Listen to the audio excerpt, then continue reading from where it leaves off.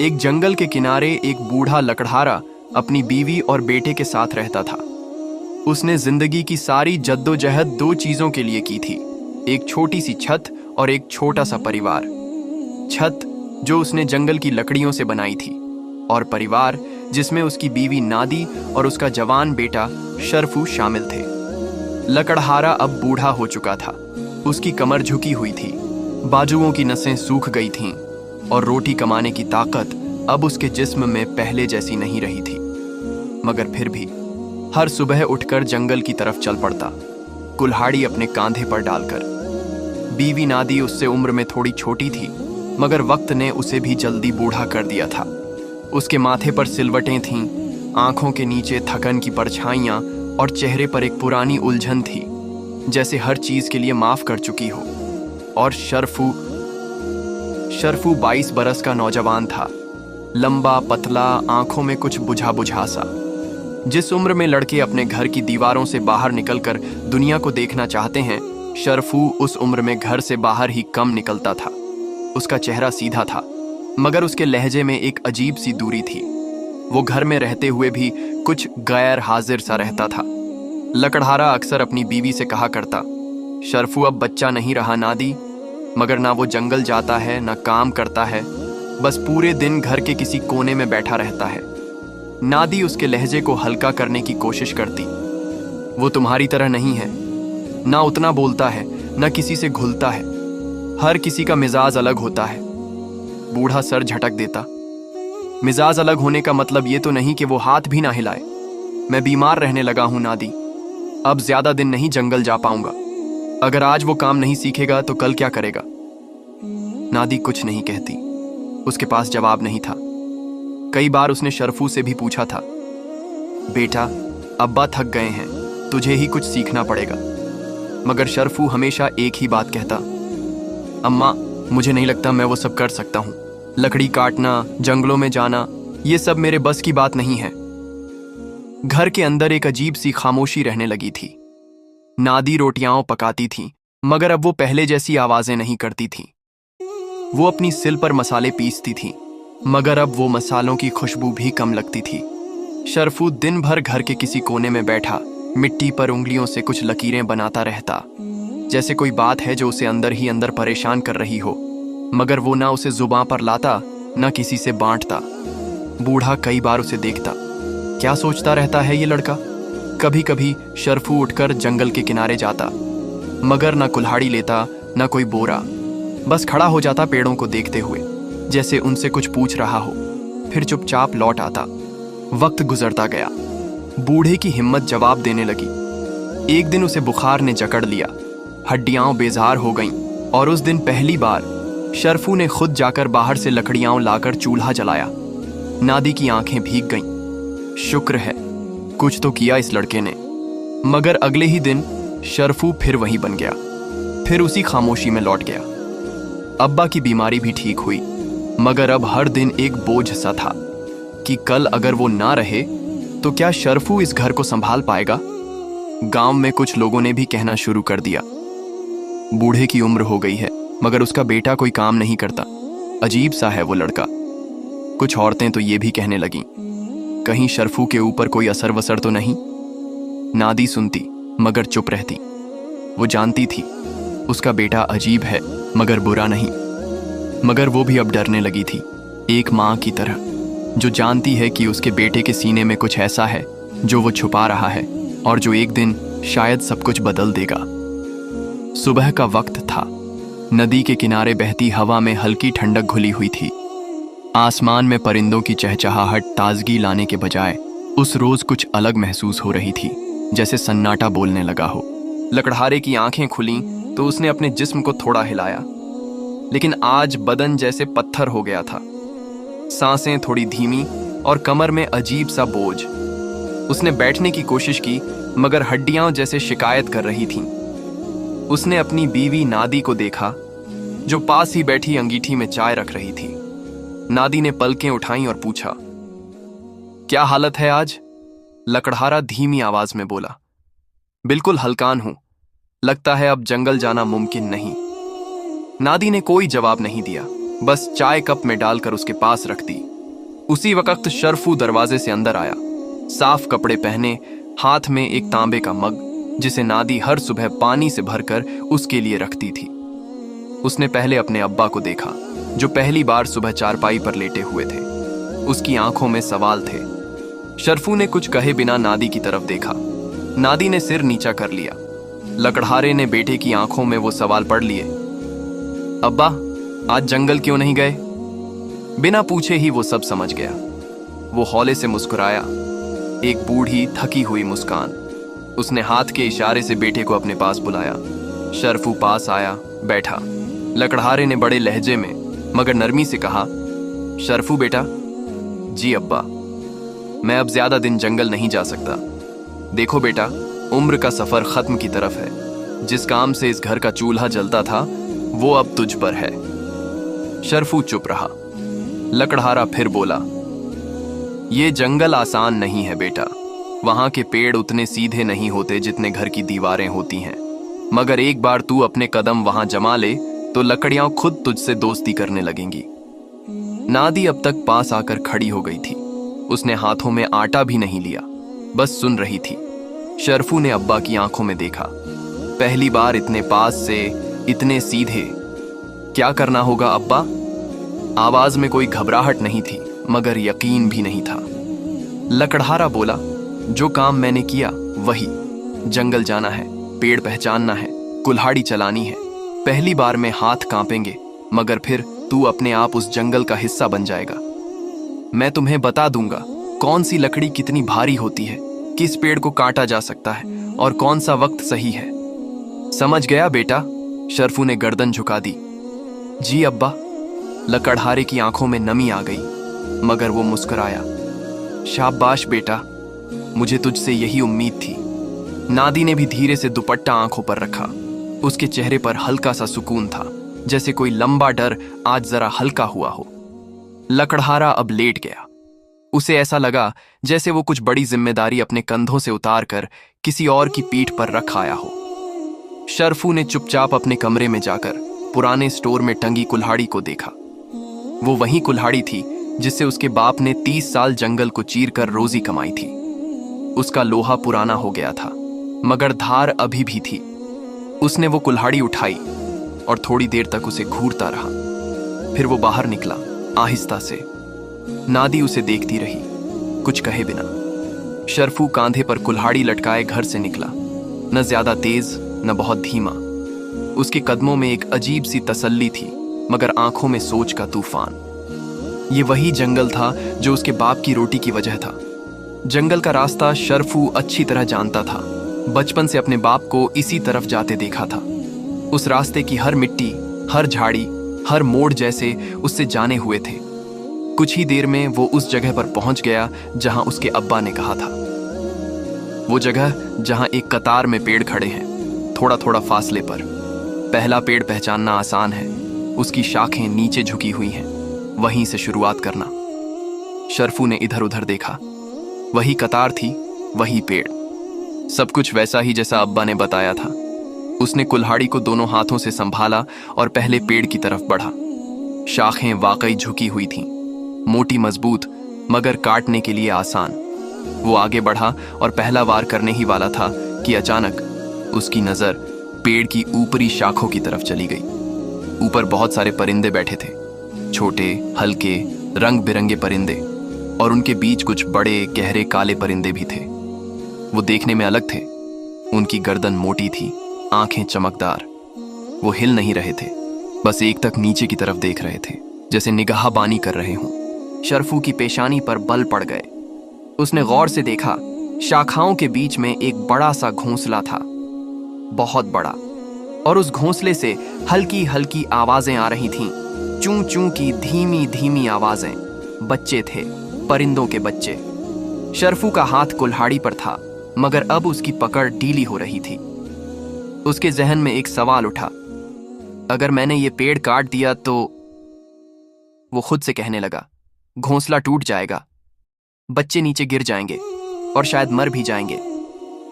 उनके माँ बाप जो ऊपर बैठे हैं, उनके लिए ये बड़ा दुख होगा। उसका दिल धक धक करने लगा।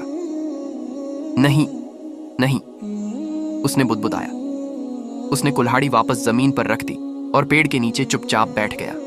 कुछ देर तक वो सिर्फ बैठा रहा, सांसें तेज, माथे पर पसीना, दिल में उलझन। उसने अपने आप से पूछा, क्या मैं वही बनने जा रहा हूं जो सिर्फ रोटी के लिए किसी की जिंदगी तबाह कर देता है? क्या ये जरूरी है कि इंसान मेहनत उसी को कहे जो दूसरों का नुकसान करे? उसने आसमान की तरफ देखा। कुछ परिंदे उड़ गए, कुछ अभी भी वहीं बैठे थे, जैसे उसकी तरफ सवालिया निगाहों से देख रहे हों। उसके जहन में बहुत सी बातें चल रही थीं। अब्बा की बीमारी, घर की जरूरत, अम्मा की चुप खामोशी और अब ये घोंसला। कुछ भी आसान नहीं था। वो जानता था कि अगर खाली हाथ वापस गया तो अब्बा गुस्सा होंगे, मगर आज उसका ज़मीर, उसका दिल उसे कह रहा था, जो शुरुआत हो वो जुल्म से न हो। वो उठ खड़ा हुआ, घोंसले की तरफ देखा, परिंदों को देखा और फिर अपनी कुल्हाड़ी उठाई, मगर पेड़ की तरफ नहीं, अपने कांधे पर रखी। उसने पांव मोड़े और वापस घर की तरफ चल पड़ा। इस बार उसके कदम तेज थे, मगर दिल भारी, जैसे कोई लड़ाई लड़ी हो अपने अंदर से। घर के पास पहुंचा तो देखा अम्मा चूल्हा जलाकर तवा गर्म कर रही थीं और अब्बा चारपाई पर अधलेटे सूरज की रोशनी में आंखें मूंदे हुए थे। नादी ने बेटे को देखा। हाथ में कुल्हाड़ी थी, मगर कांधे पर लकड़ियों का कोई बोझ नहीं। उसके माथे पर शिकन उभरी। क्या हुआ? कुछ नहीं लाए? शरफू ने ना किसी से आंख मिलाई, ना कुछ बोला, बस चुपचाप कुल्हाड़ी एक कोने में रखी और अंदर चला गया। लकड़हारा उठ बैठा, आवाज दी, शरफू बेटा सुनो तो। मगर शरफू ने दरवाजा हल्के से बंद कर लिया। नादी कुछ कहने लगी, मगर लकड़हारे ने हाथ से इशारा कर दिया, रहने दो, शायद कोई बात है जो वो खुद से लड़ रहा है। उस दिन के बाद शरफू बहुत बदला बदला सा हो गया, जैसे उसके अंदर कुछ जाग गया हो। एक बात जो वो खुद समझ नहीं पा रहा था, और दूसरों को तो क्या ही बताता। लकड़ी नहीं काटना, ये फैसला उसका था, मगर इसका मतलब ये नहीं था कि वो अपने बाप से आंखें चुरा पा रहा था। अब्बा को हर रोज उम्मीद से उसे जाते और फिर खाली हाथ लौटते देखना, ये बहुत तकलीफदेह हो रहा था। अब्बा खामोश थे, मगर उनकी खामोशी अब गूंजने लगी थी। अम्मा अब कुछ पूछती नहीं थी, मगर उनकी आंखें हर रोज सवाल करती थीं। तीसरे दिन की सुबह जब शरफू फिर कुल्हाड़ी लेकर जंगल की तरफ निकला, तो ना तो कोई उम्मीद लेकर निकला और ना कोई वजह। वो बस चल पड़ा, जैसे कोई आदत, मगर आज कुछ अलग था। जंगल में घुसते ही एक अजीब सी खामोशी उसे घेरने लगी।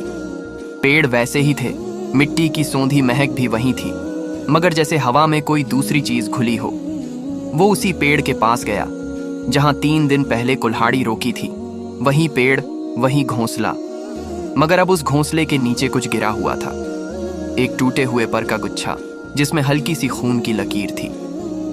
शरफू का दिल धड़क गया। उसने ऊपर देखा, घोंसला अब अधूरा था, जैसे किसी ने हमला किया हो या शायद आंधी में गिर गया हो। नीचे मिट्टी पर 2 छोटे छोटे पंख थे, उन बच्चों के जिनकी आवाजें वो 2 दिन पहले सुनकर लौट आया था। उसका दिल बैठ गया। वो पेड़ से लगकर बैठ गया, मगर इस बार गम में नहीं, बल्कि खुद से नाराजगी में। अगर मैं पहले किसी और पेड़ को काटता, अगर किसी और रास्ते से शुरुआत करता, तो शायद ये बच जाते। तभी कुछ हलचल हुई। उसने सिर उठाया और देखा, एक बड़ा, बहुत बड़ा काला परिंदा उसी पेड़ की एक ऊंची शाख पर बैठा था। बाकी परिंदे आसपास उड़ चुके थे, मगर ये परिंदा टस से मस नहीं हुआ।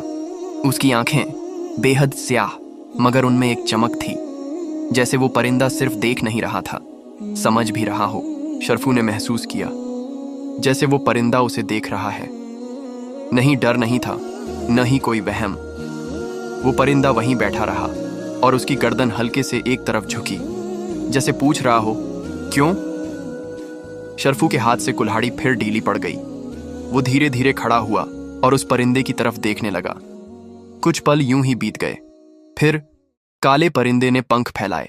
बहुत भारी, बहुत लंबी परछाई जंगल की जमीन पर पड़ी और फिर वो उड़ गया, बिना शोर किए, बिना डराए। मगर जाते जाते वो जिस तरफ उड़ रहा था, वो एक अजीब सी दिशा थी, जंगल के गहराई की तरफ, जहां अक्सर लोग नहीं जाते थे। शरफू ने कुछ देर तक सोचा, फिर उसने अपने दिल की आवाज सुनी। शायद वहां कुछ है जिसे मुझे देखना चाहिए। वो अपने कदमों से उस परिंदे की उड़ान का पीछा करने लगा। घनी झाड़ियां, ऊंचे पेड़ और साइये साइये करती हवा। एक जगह पहुंचकर वो रुक गया। सामने एक बहुत पुराना और बड़ा पेड़ था। उसके नीचे जमीन कुछ खोदी हुई लग रही थी, जैसे किसी ने वहां बैठकर दिन गुजारे हों। और फिर उसे कुछ नजर आया। लकड़ी के नीचे एक और कड़ी मिली, एक छोटी सी लकड़ी की डिबिया। डिबिया लेकर वो घर आ गया और बिना खोले एक तरफ अलमारी में रख दी। रात हो चुकी थी। रात का सन्नाटा अभी भी कमरे की दीवारों से चिपका हुआ था। लकड़हारे की झोपड़ी में चूल्हा बुझ चुका था, मगर दो दिलों में हल्की हल्की हलचल अब भी जिंदा थी, शरफू और उसकी मां नादी के दिलों में। कल की जो डिबिया जंगल से लाई गई थी, वो एक कोने में रख दी गई थी। शरफू ने न उसे खोलने की कोशिश की और न किसी को उस पर कुछ कहने दिया। नादी ने एक दो बार सोचा कि पूछे, मगर शरफू की आंखों में कुछ ऐसा था कि वो खामोश रह गई, जैसे किसी गहरे डर और भरोसे के बीच कोई लकीर हो जिसे लांघना सही नहीं। डिबिया वैसी ही बंद पड़ी रही, लकड़ी की, घिसी हुई और अपने अंदर कोई राज समेटे। अगले दिन सुबह के उजाले में जब नादी उठी तो उसने देखा कि शरफू अपनी कुल्हाड़ी को तेल से चमका रहा है। उसका चेहरा पहले से ज्यादा मुतमिन मगर थोड़ा थका हुआ था। नादी ने रोटी के साथ कुछ सब्जी बनाई और टिफिन में बांध दिया। बेटा, ये रख लो, भूख लगे तो खा लेना। शरफू ने सिर हिलाया और टिफिन थैले में डाल लिया। और सुनो, जो भी हो, पेड़ वहीं काटना जहां कोई परिंदा ना हो। शरफू ने मां की तरफ हल्के से देखा, जैसे उसने वो बात बिना कहे भी सुन ली हो। वो अपने कंधे पर कुल्हाड़ी टांग कर बाहर निकल गया।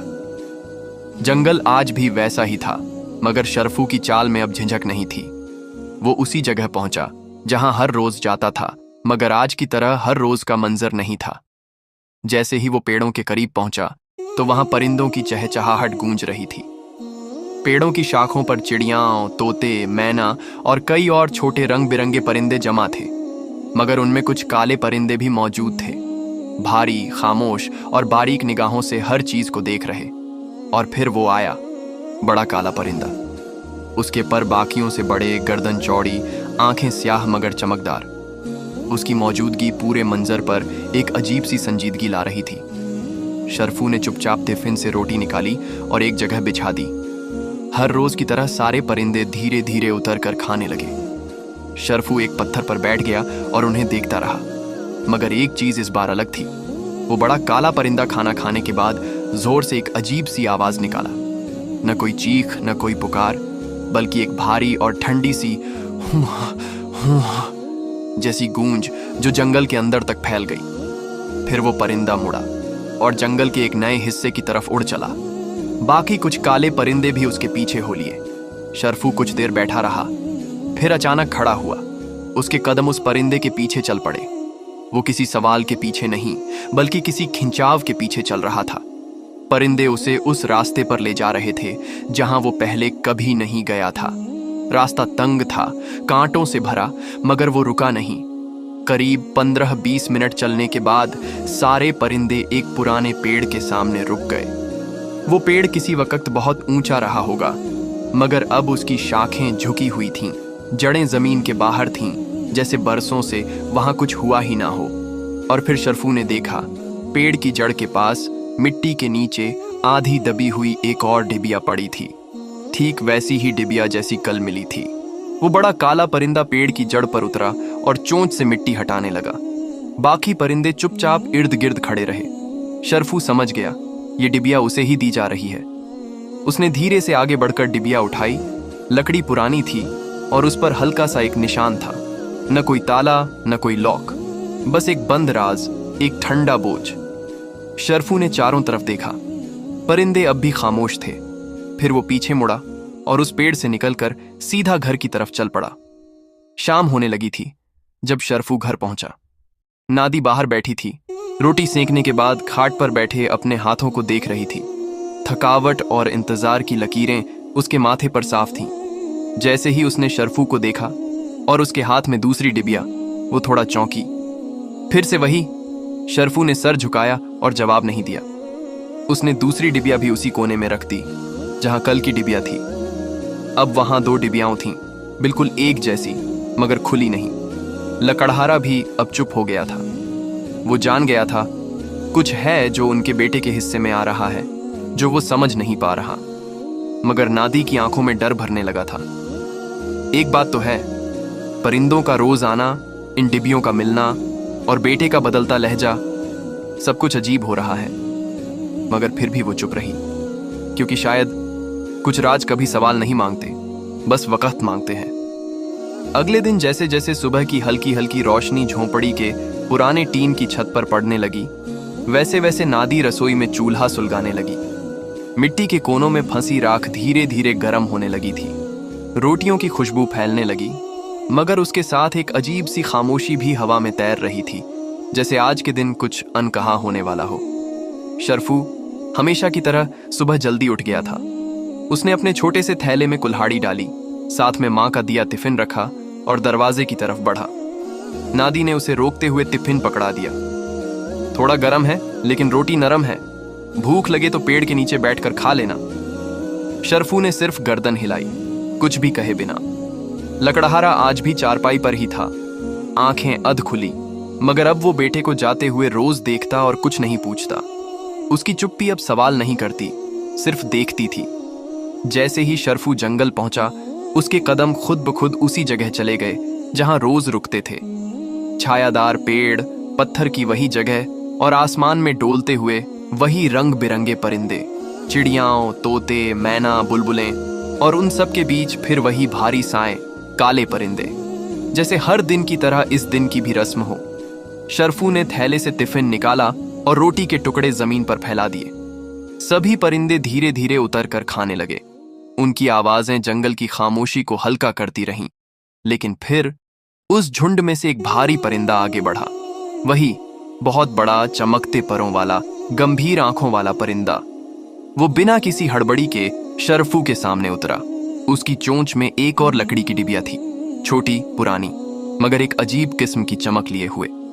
इस बार ना कोई उड़ान थी, ना कोई इशारा, बस सीधी नजर और डिबिया, जो शर्फू की तरफ रख दी गई। शर्फू ने चुपचाप डिबिया उठाई। उसके चेहरे पर न हैरानी थी, न मुस्कान, बस एक समझदारी, जैसे अब ये मामूल का हिस्सा बन गया हो। शाम को जब वो घर पहुंचा तो नादी दरवाजे पर खड़ी थी। वो जान गई थी फिर एक डिबिया आई है। शर्फू ने कोई बात नहीं की, बस अंदर जाकर कोने में रखी 2 पुरानी डिबियों के साथ तीसरी डिबिया भी रख दी। तीनों अब एक सी थीं, लकड़ी की, पुरानी, मगर जैसे हर एक के अंदर कोई कहानी कैद हो। जब खाना खा लिया गया और झोंपड़ी में रात उतर आई, तब लकड़हारा उठा। वो तीनों डिबियों की तरफ देखने लगा। अब इन्हें खोलना चाहिए। उसका लहजा सपाट था। नादी थोड़ी घबराई। अगर अंदर कुछ गलत हो? लकड़हारे ने जवाब नहीं दिया। शर्फू ने सबसे पहली डिबिया उठाई और धीमे से उसका ढक्कन खोला। डिबिया के अंदर एक सफेद, गोल, चमकदार मोती था। उसकी चमक मिट्टी के कमरे की दीवारों पर पड़ने लगी, जैसे दिया जल गया हो। नादी की आंखें चौंधिया गईं। लकड़हारे के होंठ खुले रह गए। उसने धीरे से कहा, यह तो बहुत कीमती मालूम होता है। शर्फू ने कुछ नहीं कहा। उसने दूसरी डिबिया खोली। इसमें हल्का नीला रंग लिए एक दूसरा मोती था, पहले से थोड़ा छोटा मगर उतना ही दिलकश, नमी जैसी रोशनी देता हुआ। तीसरी डिबिया में एक हल्का सुनहरा मोती था। तीनों मोती अब एक साथ जमीन पर रखे थे। छोटे से कमरे में उस वक्त सिर्फ 3 चमकते हुए मोती थे और 3 जोड़े खामोश आंखें। तीनों ने उन्हें घूरा और उस रोशनी में जैसे सब कुछ साफ दिखने लगा, सिवाय इस बात के कि ये आए कहां से और क्यों। लकड़हारा कुछ देर तक सोचता रहा, फिर धीमे से बोला, इनकी असल कीमत क्या है ये हमें गांव में कोई नहीं बता पाएगा। मुझे शहर जाना होगा, किसी साहूकार से मिलकर पूछूंगा। नादी कुछ कहने लगी, फिर चुप हो गई। लकड़हारे ने आगे कहा, कल मैं इन्हें लेकर निकलूंगा। शर्फू, तुम रोज की तरह जंगल जाना और तुम्हारी माँ घर पर रहेगी। शर्फू ने बस इतना कहा, ठीक है। तीनों मोती अब फिर से डिबियों में रखे गए, जैसे उन्हें छुपाना जरूरी हो गया हो। लेकिन उस रात न किसी को नींद आई। नादी की आंखों में डर था, इस चमक के पीछे छुपे किसी अंधेरे का। लकड़हारे की आंखों में उम्मीद थी कि शायद अब उसकी सारी मेहनत के बदले कुछ अच्छा हाथ लगे। और शरफू वो खामोशी से लेटा रहा, मगर उसके जहन में वो काले परिंदे मंडरा रहे थे। सुबह का वक्त फिर वही था, ठंडी सी हवा, कोयले की खुशबू और चूल्हे की धीमी आंच पर रखी चाय की केतली की सीटी। नादी वही रूटीन दोहरा रही थी, रोटियां बेलना, थोड़ी सी सूखी सब्जी पकाना और बेटे के टिफिन में बांध देना। शरफू आज भी कुल्हाड़ी और थैला लिए तैयार खड़ा था। उसकी आंखें हल्की नींद में थीं, मगर उसके लहजे में अब एक नरमी आ गई थी। नादी ने टिफिन देते वक्त पूछा, आज भी वहीं जाओगे? शरफू ने सिर हिलाया। हाँ अम्मा, लेकिन आज शायद काम से ज्यादा वक्त खेल में निकल जाए। नादी हल्के से मुस्कुराई, जैसे जानती हो कि जंगल अब उसके बेटे के लिए सिर्फ रोटी का जरिया नहीं, कोई और रिश्ता भी बन चुका है। इधर लकड़हारा तैयार हो चुका था। तीनों डिब्बियों में से 2 के मोती निकालकर उसने कपड़े में लपेटे, फिर एक पुरानी थैली में रख दिए। आज शहर जाकर देखता हूं असली कीमत क्या है। जो पहली बार मिला वही आंखें खोल गया। अब बाकी 2 भी साथ ले जा रहा हूं। नादी ने कुछ नहीं कहा, बस उसे जाते हुए देखती रही। शरफू जंगल की तरफ निकल पड़ा और लकड़हारा शहर की ओर। जैसे ही शरफू जंगल पहुंचा, सारे परिंदे पहले से मौजूद थे। उसे देखते ही चहचहाहट बढ़ गई। चिड़ियां फुर्ती से उसकी ओर आईं, तोते उड़ते हुए सिर के ऊपर से गुजरे, मैना ने पेड़ की डाल पर बैठकर अपनी परिचित धुन छेड़ दी। मगर काले परिंदे अब भी चुपचाप, मगर उसके बिल्कुल पास। वो जमीन पर बैठा, टिफिन निकाला और रोटी के टुकड़े डालने लगा। खाने के साथ अब वो पानी भी रख देता था, एक छोटा मिट्टी का प्याला। एक बड़ा काला परिंदा जो बाकी से कहीं अलग था, सबसे आखिर में उतरा, मगर इस बार उसके पैरों में कोई डिबिया नहीं थी। बस नजरों में एक अपनापन था, जैसे अब वो हर रोज का मेहमान नहीं, एक पुराना दोस्त हो। शरफू ने हल्के से मुस्कुराते हुए कहा, खाओ जितना मन हो, अब मेरे हिस्से का भी तुम्हारा है। वो थोड़ी देर बाद अपनी कुल्हाड़ी जमीन पर रखकर छोटे परिंदों के साथ खेलता रहा। कभी रोटी हाथ में लेकर बुलाता, कभी सिर के ऊपर बैठ जाने देता। कई परिंदे अब उसके कंधे और गोदी में बैठने लगे थे और बाकी आसपास मंडराते। ये वक्त किसी मजदूरी का नहीं था, ये दोस्ती की नई शक्ल थी। उधर लकड़हारा शहर की भीड़-भाड़ में दाखिल हो चुका था। बड़ी मशक्कत के बाद उसे एक पुराना मगर मशहूर सुनार मिला, जिसके बारे में गांव के कुछ बड़े बुजुर्ग बताते थे कि वो असली नकली की पहचान दूर से कर लेता है। लकड़हारे ने थैली से पहला मोती निकालकर उसके सामने रखा। सुनार ने पहले तो हल्के में देखा, फिर उसकी आंखें फैल गईं। ये कहां से लाए हो? जंगल से मिला। ये मामूली मोती नहीं, इसकी कीमत तुम शायद समझ भी नहीं सकते। सुनार ने वो मोती हाथ में लिया, फिर अपनी आंख से, फिर एक बढ़िया शीशे से देखा और धीरे से थैली में एक बड़ा रकम निकालकर सामने रख दी। लकड़हारा हैरान रह गया। इतनी दौलत उसने जिंदगी में एक साथ नहीं देखी थी। सुनार ने कहा, और अगर ऐसे 2 और हैं तो मैं 3 गुना और दूंगा। लकड़हारे ने एक पल भी नहीं गवाया और बाकी दोनों मोती भी निकाल दिए। सुनार ने बिना कोई सौदेबाजी किए सीधा बड़ा थैला दौलत से भर कर दे दिया। अब की बार अगर ऐसा कुछ मिले तो सीधे मेरे पास आना। शाम को जब शरफू घर पहुंचा तो झोपड़ी के बाहर कुछ बदला हुआ माहौल था। लकड़हारा पहले से घर लौट चुका था और झोपड़ी के कोने में पुराने बक्से खुले पड़े थे, जिनमें सिक्के और कुछ कीमती कपड़े भी रखे जा रहे थे। शरफू ने यह सब देखा और हैरान रह गया। बाप ने मुस्कुराकर कहा, 3 में से 2 मोती बेच दिए। इतनी दौलत मिली कि अब हम खेत भी खरीद सकते हैं, बैल भी। अब मेहनत की जरूरत नहीं रही। सिर्फ एक मोती बचा है, सबसे पहला वाला। उसे यादगार की तरह रखा है। शरफू की आंखें खुशी से चमक उठीं। अम्मा अब भूखी नहीं सोएंगी। फौरन वो अंदर गया, घर का सबसे बढ़िया अनाज निकाला और झोपड़ी के बाहर उन परिंदों के लिए बिखेरने लगा जो उसके साथ जंगल से लौटे थे। अब वो परिंदे सिर्फ जंगल के नहीं रहे, वो उसके साथी बन चुके थे। काले परिंदे झोपड़ी के बाहर इधर उधर टहलते रहे, छोटे परिंदे दरवाजे के पास मंडराते रहे। किसी ने अंदर नहीं आया, बस उनकी मौजूदगी का एहसास घर की हर दीवार में समाया हुआ था। अब हर सुबह नादी मुस्कुराकर जागती, लकड़हारा दौलत गिनता और शरफू अपने दोस्तों को खाना डालता। जंगल जाना अब उसकी जरूरत नहीं रह गई थी, मगर परिंदों के लिए उसका प्यार अब भी वैसा ही था। सुबह का वक्त था, हमेशा की तरह चुप मगर हल्की सी बेचैनी लिए हुए। शर्फू नींद से जगा, आंखें मली और सीधे झोपड़ी के बाहर निकल आया। हवा में नमी थी और जमीन पर परिंदों के पंखों की हल्की सी हरकत सुनाई दे रही थी। रोज की तरह वो अनाज की थैली लेकर निकला और परिंदों के सामने बिखेर दिया।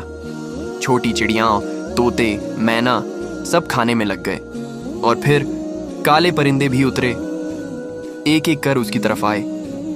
कुछ उसके कंधों पर बैठे, कुछ उसके आसपास मंडराने लगे। ये रोज की बात थी, मगर आज उनका रवैया कुछ अलग था। अचानक हवा की एक लहर उठी और उसी के साथ वो बड़ा काला परिंदा कहीं से उड़ता हुआ आया। उसका आना अब किसी चौंकाने वाली बात नहीं रही थी, लेकिन आज उसके पंखों की फड़फड़ाहट में एक बेचैनी थी। वो जमीन पर उतरा, एक जोरदार, गहरी और अजीब सी आवाज निकाली। उसने अपनी गर्दन एक सिमत में घुमा दी और उसी दिशा में बार बार इशारा करने लगा। शर्फू हैरान रह गया। उसने हौले से पूछा, क्या बात है मेरे दोस्त, आज तुम मुझे कहां ले जाना चाहते हो? परिंदा फिर से वही आवाज निकालता और लगातार एक ही दिशा में उड़ने को तैयार रहता। शर्फू ने चारों ओर देखा। बाकी काले परिंदे भी अब उसी परिंदे के पीछे धीरे धीरे उड़ने लगे थे। वो समझ गया, ये कोई मामूली बात नहीं है। उसने बिना सोचे अपनी कुल्हाड़ी को थैले में डाला और परिंदों के पीछे चल पड़ा। रास्ता घना और खामोश था। पेड़ों की शाखें नीचे झुकी थीं, सूरज की रोशनी अंदर तक नहीं आ रही थी।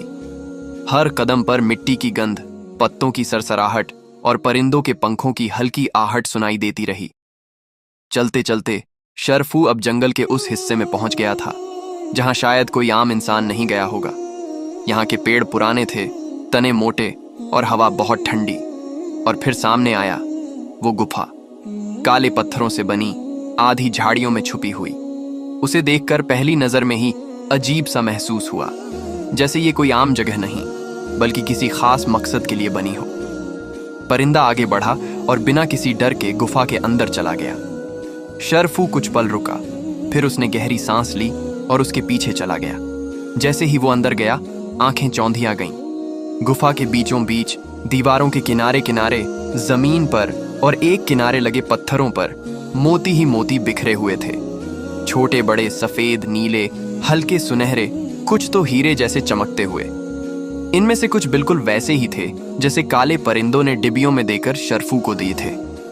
शर्फू पहले तो हैरान हुआ, फिर उसकी आंखों में लालच नहीं बल्कि परेशानी और सवाल था। इतनी दौलत यहां ऐसे पड़ी है?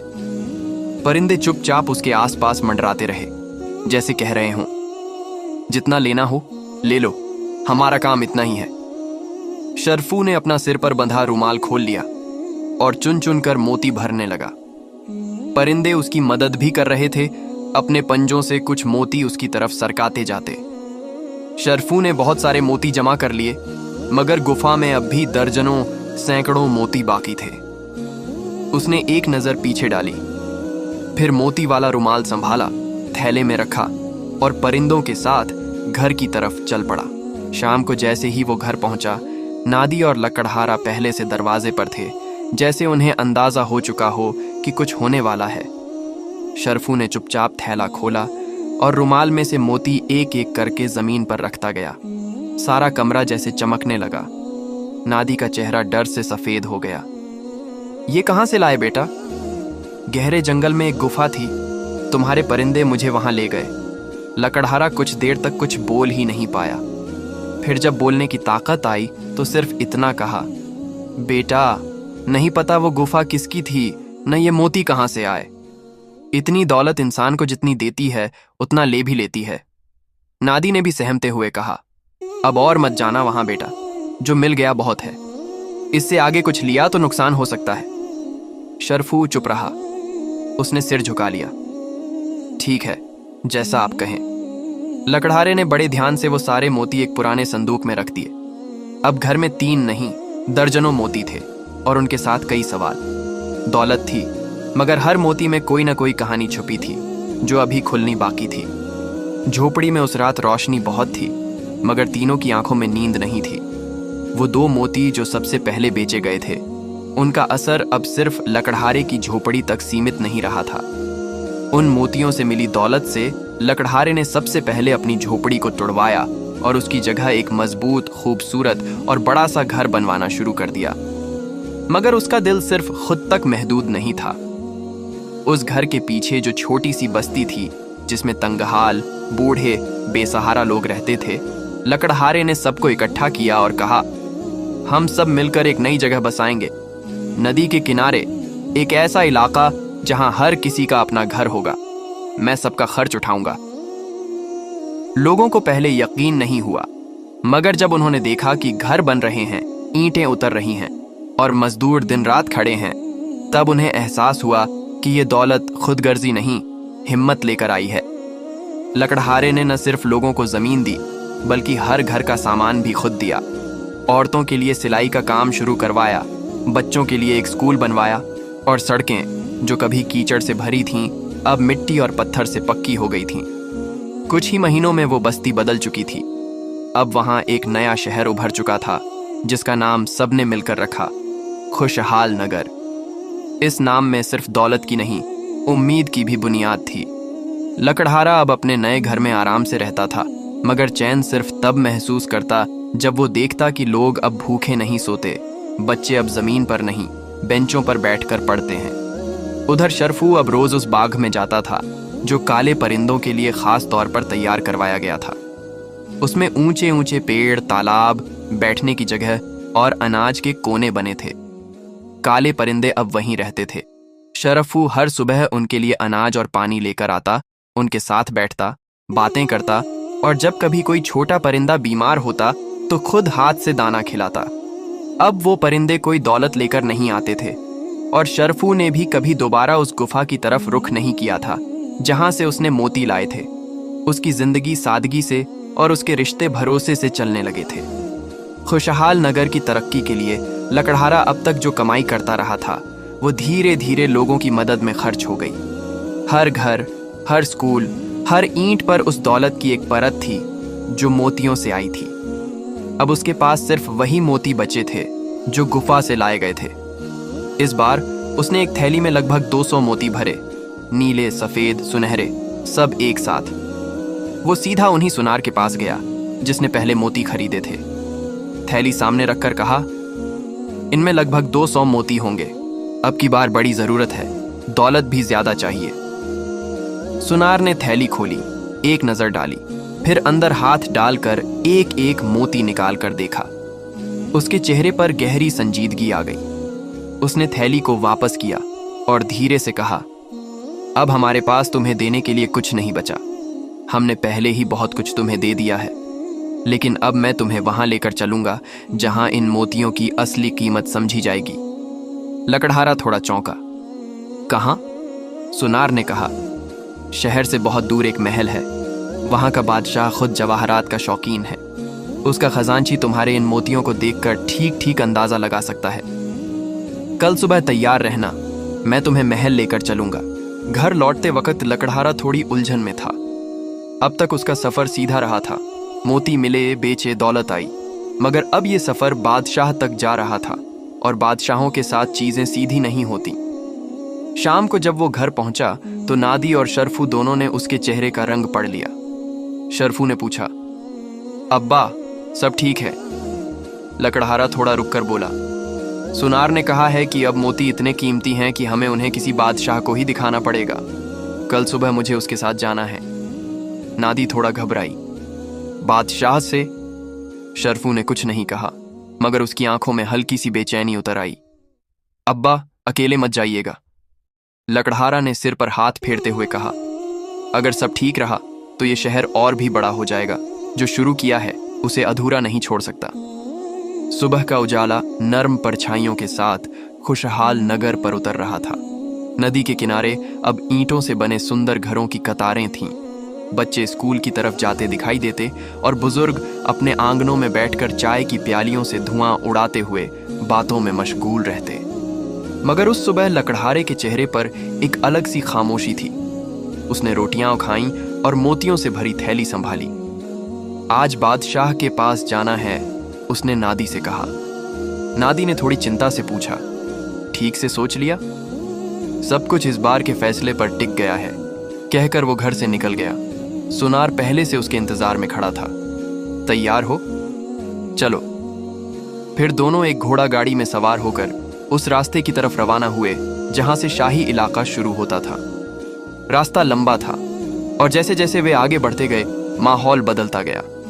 मिट्टी की खुशबू की जगह महकते बाग आए, कच्ची गलियों की जगह पत्थर की पक्की सड़कें, और फिर दूर से पहली बार लकड़हारे की आंखों में एक अजीब सी चमक उभरी। वो है बादशाह का महल और पहरेदारों की लंबी कतारें। लकड़हारा कुछ देर तक सिर्फ देखता रहा बड़े से दरबार में, जहां की दीवारों पर हाथ से बनाए गए नक्काशी के काम चमकते थे।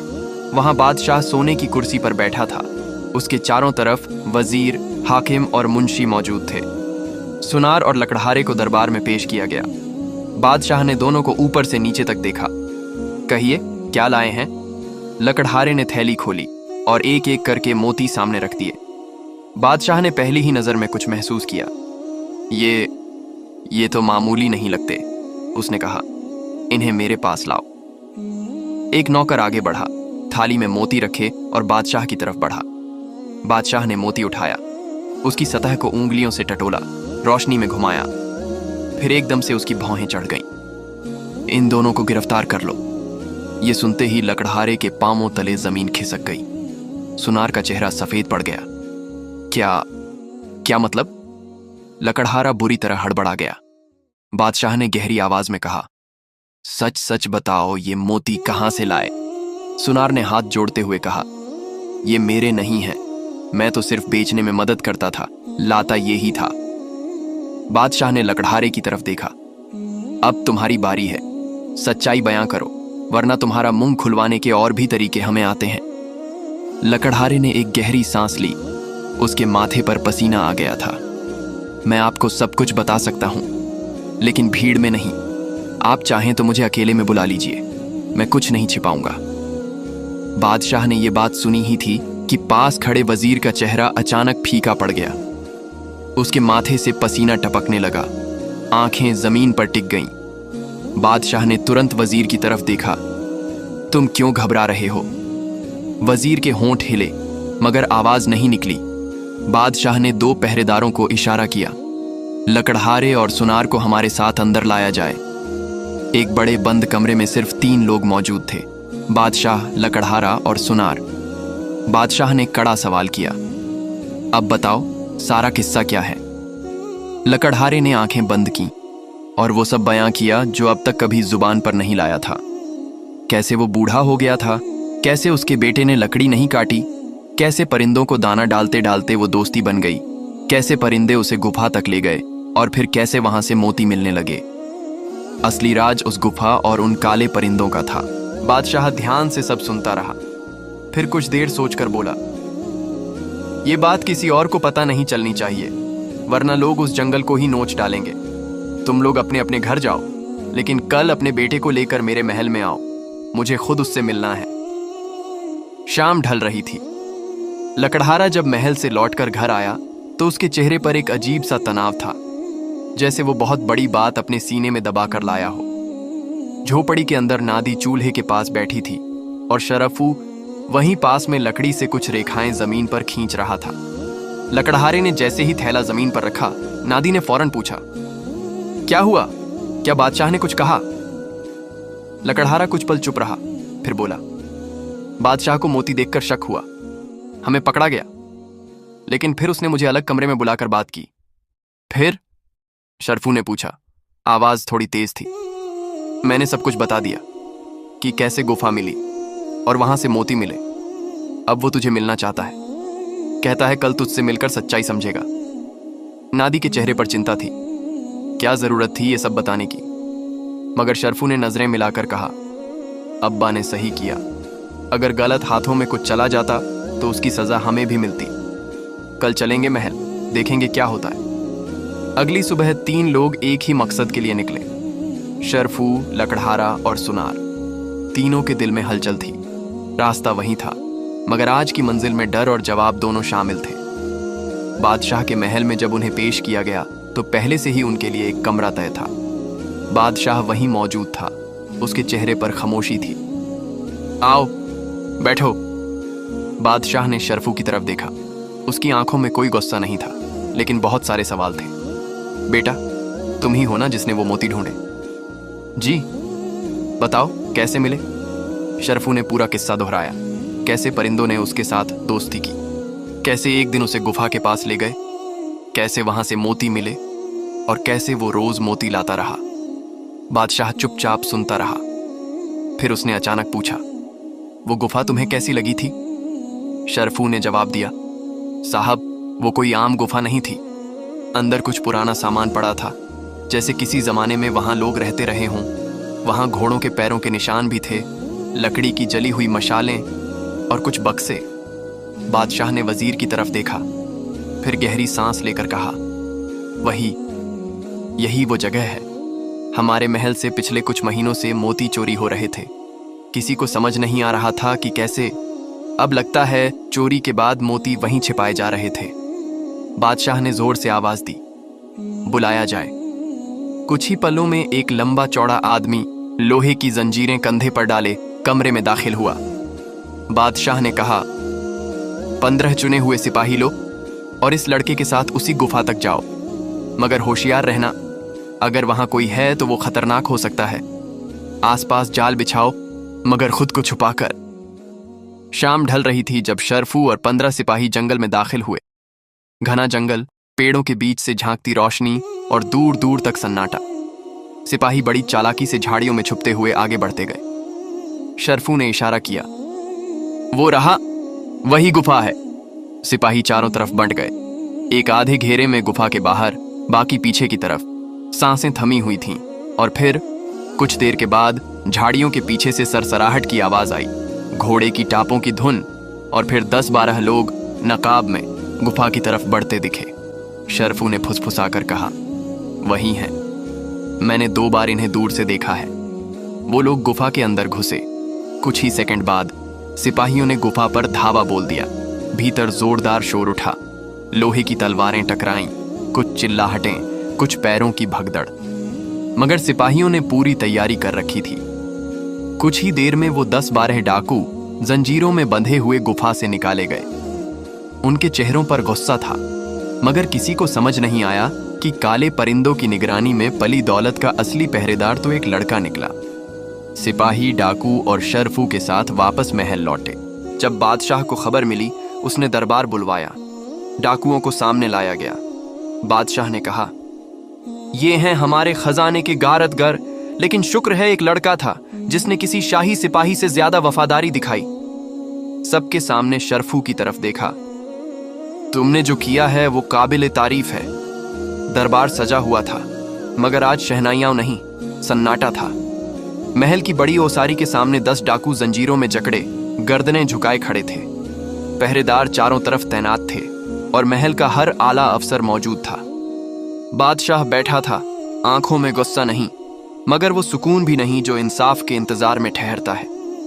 शरफू और लकड़हारा किनारे खड़े थे। पास में सुनार भी चुपचाप खड़ा था और सबसे पीछे दीवार से टिक कर खड़ा था वजीर, जिसकी पेशानी पर पसीने की रेखाएं दिखने लगी थीं। बादशाह ने भारी आवाज में कहा, अब तुम सबके पास एक ही मौका है, सच बोल दो, या फिर वो होगा जो महल में गद्दारों के साथ होता है। डाकू आपस में एक दूसरे की तरफ देखने लगे, मगर किसी ने कुछ नहीं कहा। उनकी निगाहें बार बार वजीर की तरफ उठतीं और फिर झुक जातीं। बादशाह ने तेज लहजे में पूछा, मैं यहां बैठा हूं, मेरी तरफ देखो और बताओ कि शाही खजाने में घुसपैठ कैसे की। एक लंबी खामोशी, और फिर अचानक वजीर आगे बढ़ा, तलवार अपने दामन से खींचते हुए बोला, बादशाह सलामत, ये कुछ नहीं बताएंगे, मैं खुद इनकी गर्दन उतार देता हूं। बादशाह ने बेतहाशा गुस्से से हाथ उठाकर कहा, रुको वज़ीर, तुमने मेरे मना करने के बावजूद दरबार में तलवार निकाली। ये कैसे सोचा कि तुम अपने मन से किसी पर वार कर सकते हो? वजीर के चेहरे का रंग उड़ चुका था। तलवार धीरे से नीचे हो गई। माफ कीजिए, कहकर वो एक तरफ खड़ा हो गया। बादशाह ने फिर डाकुओं की तरफ देखा। अब बताओ, आखिरी बार पूछ रहा हूं, अगर तुम चुप रहे तो ये दरबार तुम्हारे नाम की मिसाल पेश करेगा, लेकिन रहम की नहीं। डाकू अब भी चुप, मगर अगले ही पल दरबार की खामोशी को चीरती हुई एक परछाई हवा में उड़ी। वही सबसे बड़ा काला परिंदा जो शरफू के साथ आया था उड़ा और एक झपट्टे में डाकुओं के सरदार पर आ गिरा। उसकी तेज चोंच ने झट से सरदार की एक आंख फाड़ दी। चीख गूंज गई, आहा, बचाओ! डाकू तड़पता हुआ नीचे गिर पड़ा। पहरेदारों ने परिंदे को हटाया, मगर तब तक उस चोट ने डाकू के जहन की बंद दरवाजा खोल दिया। वो कांपते हुए उठ बैठा। अब जब हमें मार ही डालोगे तो सुन लो, हाँ, ये सब वजीर के इशारे पर हुआ था। दरबार में सन्नाटा टूट गया। शरफू की आंखें फैल गईं। बादशाह की नजरें अब वजीर पर टिक चुकी थीं। डाकू बोला, हम सिर्फ जंगल के डाकू थे, हमें महल की दीवारों और खजाने की राह क्या मालूम।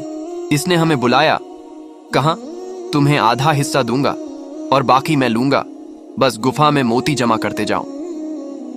वरना हमें क्या पता था कि महल में कैसे घुसना है, कौन सा गेट खुला रहता है, पहरे किस वक्त बदले जाते हैं। ये सब तो हमें इसी ने बताया था। बादशाह का चेहरा सख्त हो गया। वजीर अब भी अपनी जगह खड़ा था, मगर उसके पांवों के नीचे की जमीन खिसक चुकी थी। ये झूठ है, इल्जाम है मुझ पर। लेकिन बाकी डाकू एक एक करके बोल पड़े, नहीं, झूठ नहीं, इसने ही सिखाया, इसने ही नक्शा दिखाया, इसने ही कहा था कि तुम्हारा बेटा जंगल जाता है, वो तुम्हें पकड़वा देगा, इसीलिए उससे पहले मोती हटवा लो। और इसने ही हमें बताया कि दरबार में क्या बोलना है, कब झुकना है, कब चुप रहना है। बादशाह कुछ देर तक चुप रहा, फिर खड़े होकर गरजते हुए कहा, वजीर को फौरन कैद में डालो, डाकुओं को भी कैद किया जाए, इनका फैसला सल्तनती अदालत तय करेगी। वजीर ने कुछ कहने की कोशिश की, मगर पहरेदारों ने उसे जकड़ लिया। शाही तलवार अब उसके पीछे थी, और वो वजीर जो तख्त के इतना करीब था, अब सलाखों के पीछे भेजा जा रहा था। बादशाह ने शरफू की तरफ देखा। अगर आज तू और तेरे परिंदे ना होते तो शायद आज भी हम अपने मोती कम होते हुए देखते रहते। शाही दरबार में अब पहले जैसी घमाघमी नहीं रही। वजीर और डाकू सलाखों के पीछे थे। शाही खजाने को उसकी असल पहचान वापस मिल चुकी थी। बादशाह ने लकड़हारे की तरफ देखा और कहा, तुमने इतने सारे मोती बेचकर जो दौलत हासिल की, उसका क्या किया? कहीं फिजूल तो नहीं उड़ाई? लकड़हारा सर झुकाकर बोला, मैंने वो दौलत अपने लिए नहीं, अपनों के लिए खर्च की। एक छोटा सा घर अपने लिए बनवाया, मगर ज्यादा हिस्सा उन गांव वालों पर लगाया जो आज तक मिट्टी की झोपड़ियों में रहते थे।